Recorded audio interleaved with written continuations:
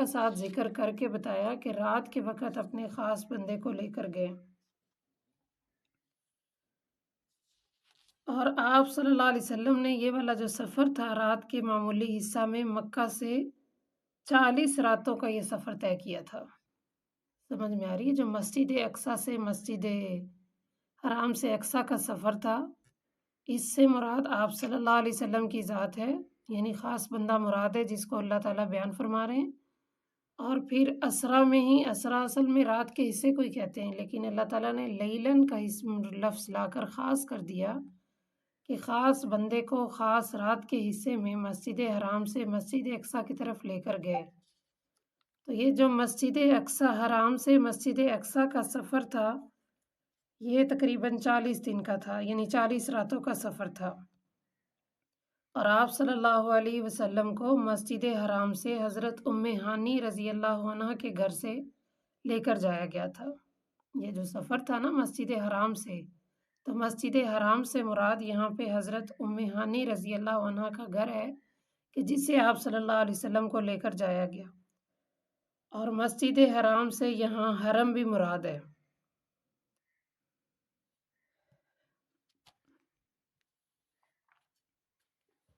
آ رہی سمجھ کے نہیں؟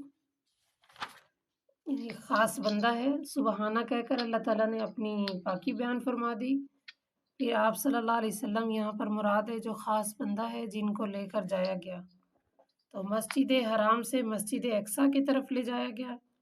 تو مسجد حرام سے ایک قول کے مطابق یہ کہ حضرت ام ہانی رضی اللہ عنہ کا گھر ہے کہ جہاں سے آپ صلی اللہ علیہ وسلم کو لے جایا گیا۔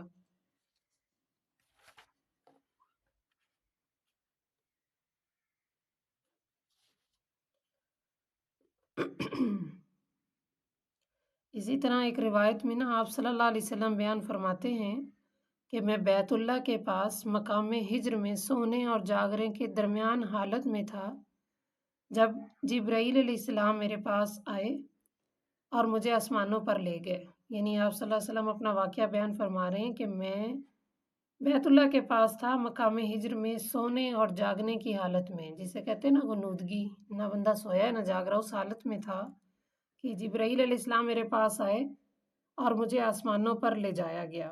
یہ یعنی جو وقت تھا بیت المقدس سے شروع ہوا۔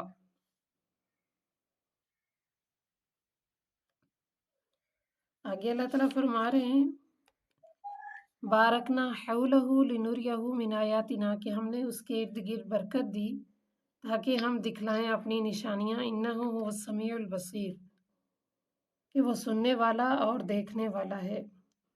تو یہاں جو اللہ تعالیٰ نے برکت کا ذکر کیا نا کہ برکت دی ہم نے، تو اس سے مراد دین اور دنیا کی برکات ہے۔ جو مسجد حرام ہے نا، اس میں انبیاء علیہ السلام کی عبادت کی جگہ ہے، اسی وجہ سے اللہ تعالیٰ فرما رہے ہیں کہ یہاں ہم نے دین کی بھی اور دنیا کی بھی برکتیں رکھی ہیں، اور وہاں پر دین کی برکتوں سے مراد ہو گیا نا کہ انبیاء علیہ السلام کا وہاں عبادت کی جگہ تھی، اور دنیاوی برکتوں کے اعتبار سے فرمایا کہ بے شمار چشمے وغیرہ وہاں پہ ہیں، درخت اور پھل ہیں، اس حساب سے دنیاوی برکت بھی ہے کہ ہم نے دین اور دنیا دونوں کی برکت وہاں رکھ دی۔ آ رہی سمجھ؟ جی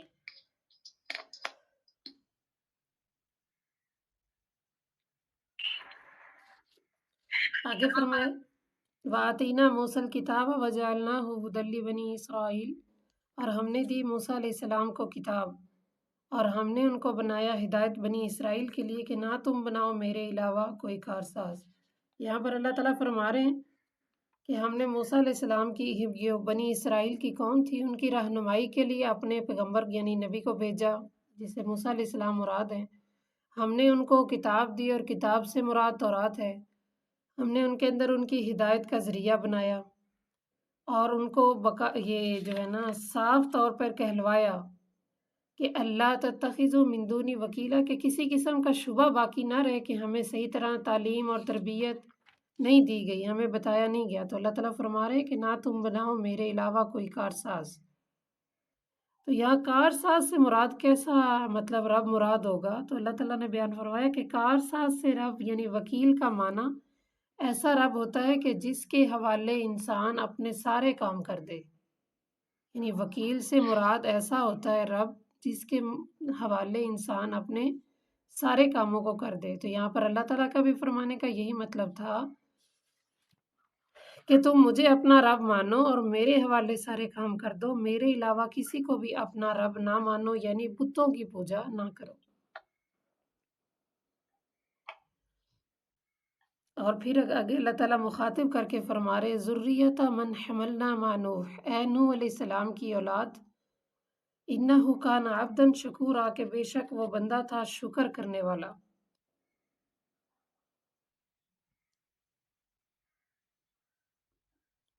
یہاں پہ مشکور اور شکر گزار، یعنی مشکور اور شکر کی تعریف ہو رہی ہے۔ شکر کہتے ہیں نعمت کے مقابلے میں دینے والے کی تعریف کرنا۔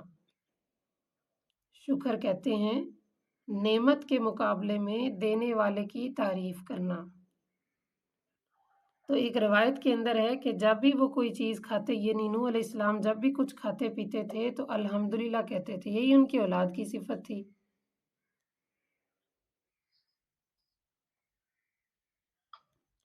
پھر آگے فرمایا کہ بنی اسرائیل کی یہ تو خوبی بتائی نا کہ ہم نے نوح علیہ السلام کو ان کی قوم کے اندر بھیجا تاکہ وہ ان کو بتائیں کہ اللہ کے علاوہ کسی کو کارساز اپنا رب نہ بنائیں۔ لیکن بنی اسرائیل کیسی قوم تھی؟ وہ ایک سرکش تھی۔ اس کا اللہ تعالیٰ نے قرآن پاک میں خود ذکر کر دیا، وَقَضَيْنَا إِلَىٰ بَنِي إِسْرَائِيلَ، کہ ہم نے فیصلہ سنایا، بنی اسرائیل کی طرف بھجوایا کتاب میں کہ تم زمین میں ضرور بھی ضرور فساد کرو گے، اور واقعی انہوں نے ایسا کیا کہ فساد کیا۔ پھر اللہ تعالیٰ نے فرمایا کہ 2 مرتبہ کرو گے، 2 مرتبہ مقید کر دیا، خاص کر دیا۔ اب انہوں نے واقعتاً زمین میں ایسا فساد کیا۔ پہلی مرتبہ یہ کہ حضرت زکریا علیہ السلام کو قتل کیا، یہ ان کا پہلا فساد تھا۔ ان کو قتل کرنے کی ان کی وجہ یہ تھی کہ انہوں نے ان کو اللہ تعالیٰ کی ناراضگی سے ڈرایا تھا کہ غلط کام نہ کرو، اللہ سے ڈرو۔ ان کے اس تبلیغ کرنے کی وجہ سے انہوں نے ان کو ہی قتل کر دیا۔ اور دوسری مرتبہ حضرت یحییٰ، زکریا علیہ السلام اور حضرت عیسیٰ علیہ السلام کے قتل کا ارادہ کر لیا، تو تبھی اللہ تعالیٰ نے بنی اسرائیل کے ساتھ خاص 2 مرتبہ کا ذکر کیا کہ تم 2 مرتبہ زمین میں فساد مچاؤ گے۔ پہلی مرتبہ انہوں نے حضرت زکریا علیہ السلام کو قتل کیا، اور دوسری دفعہ حضرت یحییٰ بن زکریا علیہ السلام اور حضرت عیسیٰ علیہ السلام کے قتل کا ارادہ کر لیا، یعنی 3 پیغمبروں کو قتل، ایک کو تو کر دیا اور 2 کے قتل کا ارادہ کر لیا۔ اس لیے اللہ تعالیٰ نے فرمایا کہ تم جو ہے نا 2 مرتبہ سرکشی کرو گے۔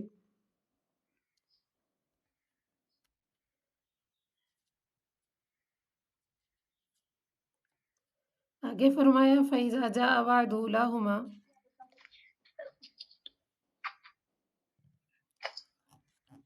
آیت نمبر 3 دوبارہ بتا دیں۔ آیت نمبر 3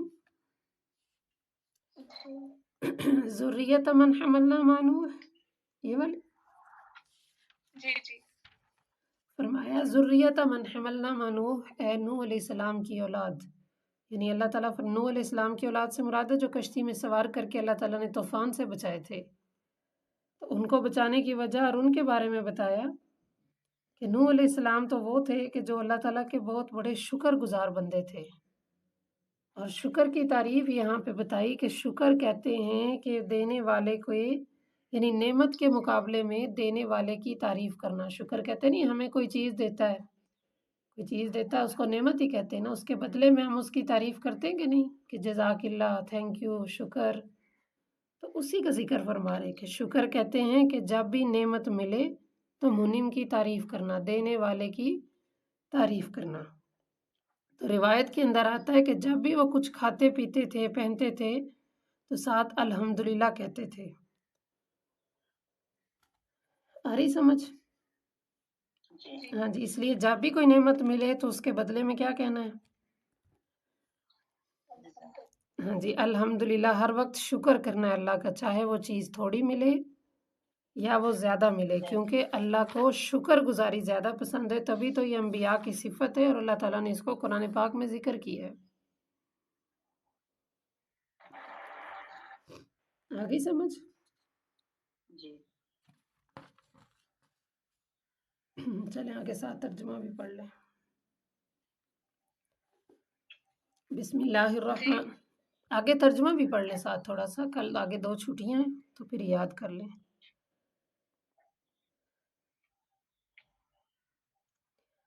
وَيَدْعُ الْإِنسَانُ،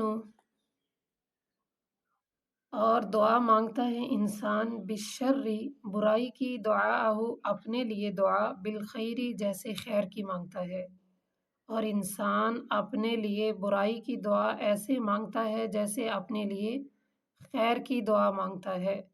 وَكَانَ الْإِنسَانُ عَجُولًا، اور انسان جلد باز ہے، یعنی جلدی کرنے والا۔ انسان برائی اور اچھائی دونوں کو ہی جلدی طلب کر لیتا ہے۔ آگے سمجھ، وَيَدْعُ الْإِنسَانُ بِالشَّرِّ، اور دعا مانگتا ہے انسان برائی کے لیے، دعاءہ، جیسے وہ اپنے لیے دعا مانگتا ہے، بالخیر، خیر کی یعنی بھلائی کی۔ وَكَانَ الْإِنسَانُ عَجُولًا، اور انسان ہے جلد باز یا جلدی کرنے والا۔ وَجَعَلْنَا اللَّيْلَ، اور ہم نے بنایا رات کو، وَالنَّهَارَ، اور دن کو، آیتین، 2 نشانیاں، فَمَحَوْنَا، اور ہم نے محو کر دیا، آیت اللیل، رات کی نشانی کو، وجعلنا، اور ہم نے بنایا، آیت النہار، دن کی نشانی کو روشن، تاکہ تم تلاش کر سکو، فضلا من ربکم، اپنے رب کا فضل، وَلِتَعْلَمُوا، اور تاکہ تم جان سکو، عدد السنین والحساب، سالوں کی گنتی کو اور حساب کو۔ یعنی اللہ تعالیٰ فرما رہے کہ رات اور دن انسان کی زندگی میں 2 نشانیاں ہیں۔ فَمَحَوْنَا، پس ہم نے محو کر دیا یعنی گم کر دیا رات کی نشانی کو، وَجَعَلْنَا، اور ہم نے بنایا دن کی نشانی کو روشن، تاکہ تم تلاش کر سکو اپنے رب کے فضل کو، اور تاکہ تم جان سکو سال کی تعداد اور اس کے حساب کو۔ وَكُلَّ شَيْءٍ، اور ہر چیز، فصلناہ، ہم نے اس کو کھول کر بیان کر دیا ہے، تفصیلا، تفصیل کے ساتھ، اور ہر چیز ہم نے اس کو کھول کر بیان کر دیا ہے تفصیل کے ساتھ۔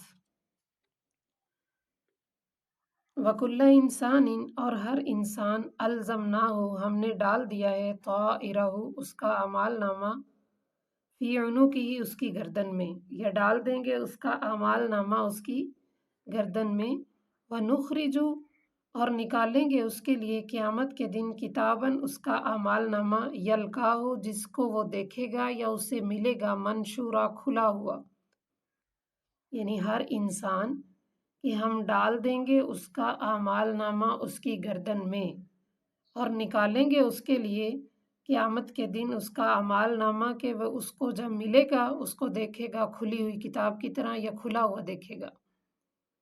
لکھا کیا ہوگا، اقرأ کتابک، کہ پڑھ اپنے اعمال نامے کو۔ کتابک سے مراد یہاں اپنا اعمال نامہ ہے، یعنی پڑھ اپنی کتاب کو، کفا، کافی ہے، بنفسک الیوم علیک حسیبا، تمہارا نفس ہی آج کے دن حساب کے لیے تم پر کافی ہے۔